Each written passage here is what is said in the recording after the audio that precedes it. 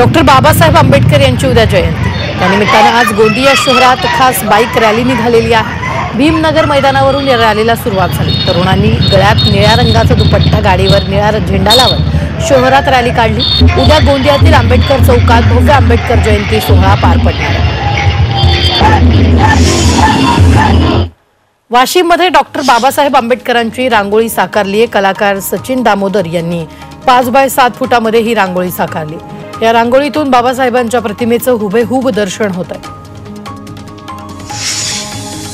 मनमाडमध्ये doctor Ambedkar जयंतीची तयारी सुरू आहे। बाजारपेठेत निळे ध्वज, पताका, चमकी, डॉक्टर बाबासाहेब आंबेडकर यांची प्रतिमा असलेले आकाशकंदील, बॅच, निळा मफलर अशा विविध साहित्यांची दुकानं थाटली आहेत। तर खरेदीसाठी आंबेडकर अनुयायी गर्दी करतात। साताऱ्यातील पाटण तालुक्यात चित्रकार संदीप डाकवे यांनी कलिंगडावर आंबेडकरांची प्रतिकृती साकारली आहे। फ्रूट कार्व्हिंग करून कलिंगडावर केलेली बाबासाहेबांची कलाकृती सर्वांचं लक्ष वेधून घेते। ही कलाकृती साकारण्यासाठी त्यांना 2 तासांचा वेळ लागला। आंबेडकर जयंतीनिमित्त उद्या मनमाड इंदूर मार्ग बंद असणार। मनमाडमध्ये जयंतीनिमित्त विविध कार्यक्रम होणार आहेत। त्याच पार्श्वभूमीवर मिरवणुकांचं आयोजन करण्यात आलंय। यासाठी वाहतुकीत बदल करून वाहनधारकांना पर्यायी मार्गाचा वापर करण्याच्या सूचना पोलिसांनी दिल्या। सोलापूरमध्ये अक्कलकोट स्वामी समर्थांच्या पुण्यतिथी महोत्सवानिमित्त विविध धार्मिक कार्यक्रमांचं आयोजन करण्यात आलं। आजपासून 25 एप्रिलपर्यंत विविध धार्मिक कार्यक्रमांचं आयोजन करण्यात आलं। धर्म संकीर्तन महोत्सवानं कार्यक्रमाची सुरुवात होणार आहे। चांदवड तालुक्यातील शिंगवे इथं चैत्र पौर्णिमेनिमित्त 12 गाड्या ओढण्यात आल्या। खोबरं भंडाराची उधळण करत या बैलगाड्या ओढण्यात आल्या। यावेळी भाविकांनी मोठ्या प्रमाणात गर्दी केली होती। सलग सुट्ट्यांमुळे पंढरीत हजारो भाविकांनी विठ्ठल दर्शनासाठी मोठी गर्दी केली। सकाळपासूनच विठ्ठल मंदिर परिसर, चंद्रभागा नदी प्रदक्षिणा मार्ग, महाद्वार, पश्चिम द्वारासह दर्शन रांग ही भाविकांच्या गर्दीनं गजबजून गेली। आज विठ्ठल दर्शनासाठी किमान 3 ते 4 तासांचा कालावधी लागतो। इंदापुरात ज्योतिबा देवाची यात्रा उत्साहात संपन्न झाली। यावेळी गुलालाची उधळण आणि पारंपरिक वाद्याच्या गजरात मिरवणूक काढण्यात आली। मिरवणुकीला मोठ्या प्रमाणात भाविक उपस्थित होते। अक्कलकोटचं ग्रामदैवत श्री मल्लिकार्जुन यात्रेची भक्तिमय वातावरणात सांगता झाली। यावेळी भव्य नंदीध्वज रथोत्सव काढण्यात आला। मिरवणुकीत पांढऱ्या पोशाखातील भक्त, विद्युत रोषणाई, आतषबाजी पाहायला मिळाली। 5 दिवस चाललेल्या यात्रेत प्रत्येक दिवशी मानाच्या नंदीध्वजाची अक्कलकोटमधून मिरवणूक काढण्यात आली। दक्षिण सोलापूर तालुक्यातील कंदलगावच्या केदारेश्वर महाराजांची यात्रा मोठ्या उत्साहात पार पडली। केदारेश्वरांना तैलाभिषेक घालून यात्रेला सुरुवात करण्यात आली। त्यानंतर कंदलगावहून मानाचा नंदीध्वजाची मिरवणूक काढण्यात आली। पुण्याच्या भोर तालुक्यातील धांगवडी गावात बगाड यात्रा मोठ्या उत्साहात पार पडली। धांगवडी गावातील ग्रामदैवत अडबलनाथ देवाची यात्रा दरवर्षी भरते। यावेळी गावातून पांडवकालीन मंदिरापर्यंत बगाड आणि पालखीची मिरवणूक काढण्यात आली। हे बगाड बघण्यासाठी ग्रामस्थांसह हजारो भाविकांनी गर्दी केली। शेकडो वर्षापासून गावकऱ्यांनी ही बगाडाची परंपरा जपलेली आहे। पालघरमध्ये महालक्ष्मी यात्रोत्सवाला सुरुवात झाली। चैत्र पौर्णिमेपासून सलग 15 दिवस ही यात्रा चालते। या काळात महाराष्ट्रासह गुजरात आणि राजस्थानमधील लाखो भाविक मातेच्या दर्शनासाठी या ठिकाणी दाखल होतात। तर या यात्रेत खाद्यपदार्थांचं, विविध वस्तू, आकाश पाळणे, मनोरंजनासाठी शेकडो दुकानं थाटली जातात। चंद्रपूरच्या देवी महाकालीची चैत्र यात्रा सुरू झाली। यासाठी 4 राज्यातून लाखो भाविक शहरात दाखल झाले। यंदा 15 एकर परिसरात यात्रा व्यवस्थापन करण्यात आले। ड्रोन कॅमेऱ्यात गर्दीची विहंगम दृश्य टिपली गेली। अहिल्यानगरमधील राहता शहरात मायबा आणि वीरभद्र महाराज यात्रेला सुरुवात झाली। यात्रेत गळवंतीला गळी लागण्याची परंपरा आहे। यानंतर मिरवणुकीला सुरुवात होते। डफांच्या तालात काठ्यांची आणि मुखवट्याची मिरवणूक काढण्यात आली। यावेळी बघण्यासाठी नागरिकांची गर्दी जमली होती। वाशिम जिल्ह्यात वाढत्या तापमानामुळे भूजल पातळीत झपाट्यानं घट होते। विशेषतः ग्रामीण भागातील विहिरींची पाणी पातळी झपाट्यानं घटते। काही गावांमध्ये तर विहिरी पूर्णपणे कोरड्या पडल्यात। त्यामुळे नागरिकांसमोर पिण्याच्या पाण्याचा प्रश्न निर्माण झालाय। रायगडच्या महाडमध्ये अवकाळी पावसानं हजेरी लावली। ऊन आणि पाऊस असा लपंडाव सुरू झाला। उन्हासोबत पावसाच्या सरी कोसळल्यात। पावसामुळे वातावरणात गारवा निर्माण झालाय। नांदेड शहर आणि परिसरात अवकाळी पावसानं हजेरी लावली। नांदेड जिल्ह्याला आज आणि उद्या येलो अलर्ट देण्यात आलाय। तर आज अचानक वातावरणात बदल झाला, कडक ऊन पडलं असतानाच ढगाळ वातावरण निर्माण झालं। त्यानंतर अवकाळी पावसानं जोरदार तडाखा दिला आणि या पावसामुळे उन्हापासून थोडासा दिलासा मिळाला। पिंपरी चिंचवडमध्ये वादळी वाऱ्यासह पावसानं हजेरी लावली। अर्धा तास पावसानं चांगलंच झोडपून काढलं। सकाळपासून सूर्य आणि ढगाचा लपंडाव सुरू होतो। वातावरणात उकाडा निर्माण झाला होता, मात्र दुपारनंतर अचानकपणे वादळी वाऱ्यासह पावसानं वाकड आणि हिंजवडीमध्ये हजेरी लावली। यामुळे वातावरणात गारवा निर्माण झाला। आजपासून पुढील 3 दिवस सोलापुरात हवामान विभागानं पावसाचा येलो अलर्ट जारी केलाय। सोलापुरातील बहुतांश भागात वादळी वाऱ्यासह जोरदार अवकाळी पाऊस पडण्याची शक्यता आहे। त्यामुळे शेतकऱ्यांनी आपल्या पिकांचं रक्षण करण्यासाठी उपाययोजना करण्याच्या सूचना दिल्या। पुण्यातील ग्रामीण भागात पाणी टंचाई निर्माण झाली आहे। यवत भागातील अनेक गावांमधील विहिरींनी तळ गाठलाय। गावांमध्ये टँकरद्वारे पाणी पुरवठा करावा अशी मागणी गावकरी करतायत।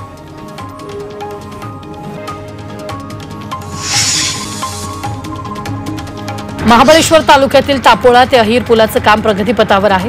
केबल स्टेच्या माध्यमातून होणारा हा पूल आकर्षक आणि पर्यटनाचा केंद्रबिंदू होणार आहे। या पुलाची 540 मीटर इतकी लांबी असून 14 मीटर रुंदी आहे। या पुलाच्या मध्यावर 43 मीटर उंचीवर विव्हिंग गॅलरीची रचना करण्यात येणार।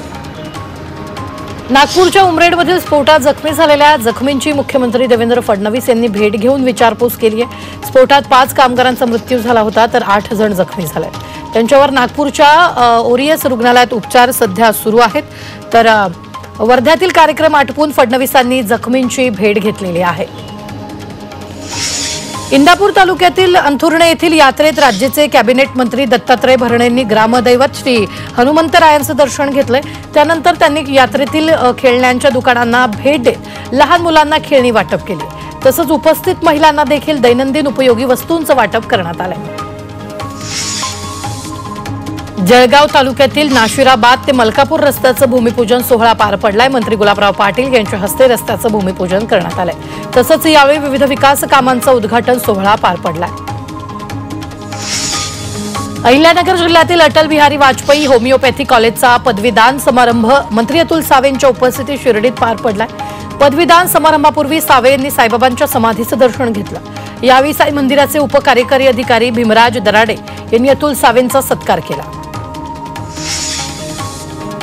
आमच्या अर्थ खात्याच्या फाईल्स क्लिअर होत नाहीत अशी तक्रार उपमुख्यमंत्री एकनाथ शिंदे यांनी अमित शहांकडे केल्याची माहिती आहे। यावर अजित पवारांनी प्रतिक्रिया दिली। एकनाथ शिंदे यांनी आपले चांगले संबंध असून शिंदेंना काही तक्रार आल्यास ते आपल्याकडे किंवा मुख्यमंत्र्यांकडे बोलतील असं अजित पवार म्हणाले।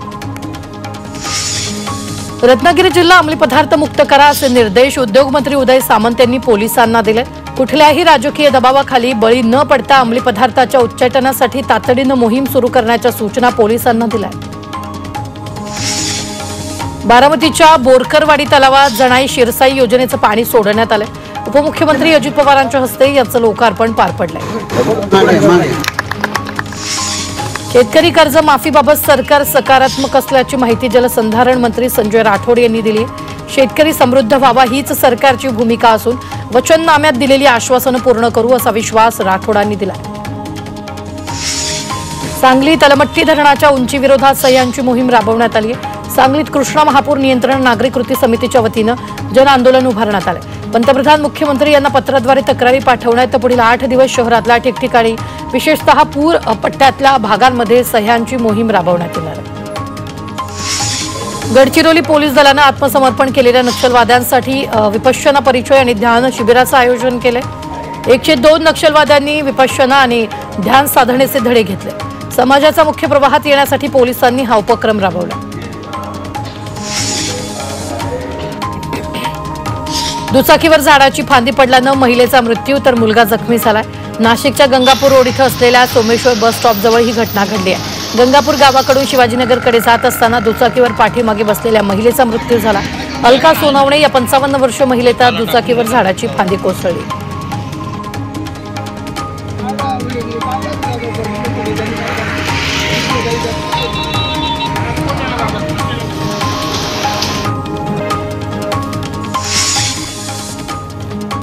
अमरावती जिल्हा परिषदेला प्राप्त झालेल्या 5 शववाहिका धुळखात पडल्याचं पाहायला मिळतंय। नव्या कोऱ्या शववाहिका जिल्हा परिषद मुख्यालयात काही दिवसांपासून उभ्या आहेत। अमरावतीच्या मेळघाटात वर्गणी करून मृतदेह रुग्णालयापर्यंत पोहोचवावा लागतो ही स्थिती असतानाच नव्या कोऱ्या रुग्णवाहिका धुळखात पडल्यानं आश्चर्य व्यक्त केलं जात आहे। अमरावती पोलिसांनी दाम्पत्याला मारहाण करून त्यांना लुटणाऱ्या आरोपींना अटक केली आहे। 30 मार्चला आरोपींनी लोणी पुलाजवळ दाम्पत्याला मारहाण करून त्यांची लूट केली होती। तर या प्रकरणी दाम्पत्यानं तक्रार दाखल केल्यानंतर दोघांना अटक करण्यात आली। पनवेलच्या कोन भागातील भूषण लॉजिंग अँड बोर्डिंगवर व्यवसाय सुरू होता। पोलिसांच्या अनैतिक मानवी वाहतूक प्रतिबंधक विभागानं त्यावर छापा मारलाय। पोलिसांनी लॉजचा चालक, मॅनेजर आणि वेटरला ताब्यात घेतले आणि 6 महिलांची सुटका केली। इथं 3 ते 4 हजार रुपयांमध्ये वेश्या व्यवसाय चालायचा। चंद्रपुरात दरोडा टाकण्याच्या तयारीत असलेली टोळी रामनगर पोलिसांनी गजाआड केली आहे। या टोळीकडून 3 दुचाकी, 2 तलवार, 1 लोखंडी पट्टी, टेस्टर असा अंदाजे 2,31,000चा मुद्देमाल जप्त केला।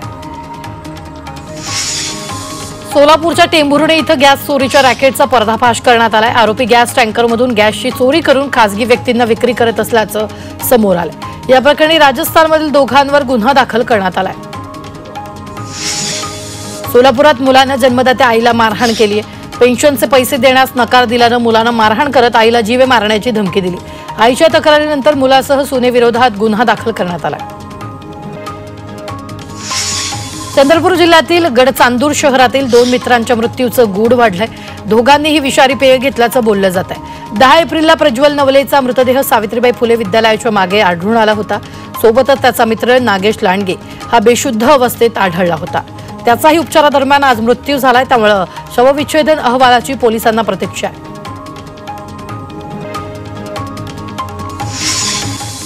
ठाण्यात 10 वर्षात 509 बांगलादेशींना अटक करण्यात आलेली आहे। बनावट कागदपत्रांच्या आधारे मुंबई, ठाण्यात बांगलादेशी येतात, त्यांच्यावर कारवाई करण्यात आलेली आहे। सैफ घटनेनंतर बांगलादेशींबाबत 43 गुन्हे दाखल असून 86 जणांना अटक करण्यात आली।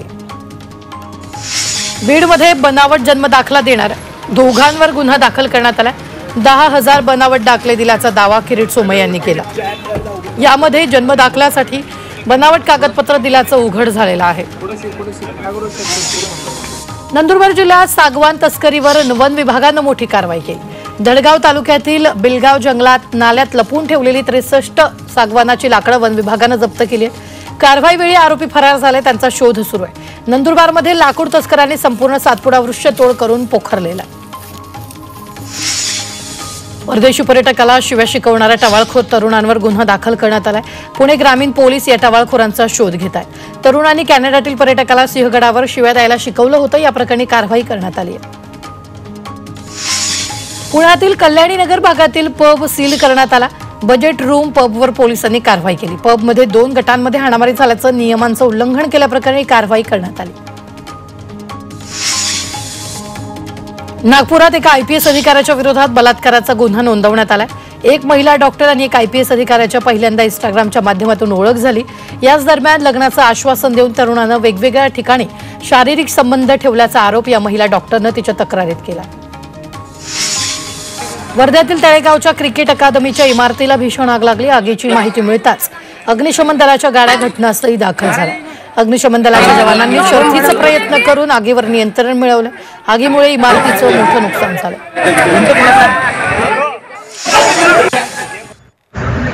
चांदवड जवळच्या राहुड घाटाजवळ मृत कोंबड्यांचा खच साचलाय, त्यामुळे परिसरात दुर्गंधी पसरल्यामुळे नागरिक संतापले। कोंबड्या अज्ञात आजारानं मेल्याची माहिती याबाबत स्थानिकांनी ग्रामपंचायतीकडे तक्रार केली। उरणच्या पीरवाडी समुद्रात अडकलेल्या पर्यटकांची सुखरूप सुटका करण्यात आली आहे। पीरवाडी समुद्र किनाऱ्यापासून 300 मीटर अंतरावर 4 पर्यटक अडकले होते। सागर रक्षक दलाच्या मदतनीसांनी बोटीनं पर्यटकांना सुखरूप वाचवलं। चंद्रपूरच्या चितेगावातून वाघिणीच्या 3 बछड्यांना जेरबंद करण्यास यश आलेलं आहे। बछड्यांना जेरबंद करण्यासाठी ठिकठिकाणी कॅमेरे ट्रॅप लावण्यात आले होते। चितेगाव जवळच एका कॅमेरामध्ये हे 3 बछडे आढळून आले। त्यानंतर या 3ही बछड्यांना जेरबंद करण्यात आले।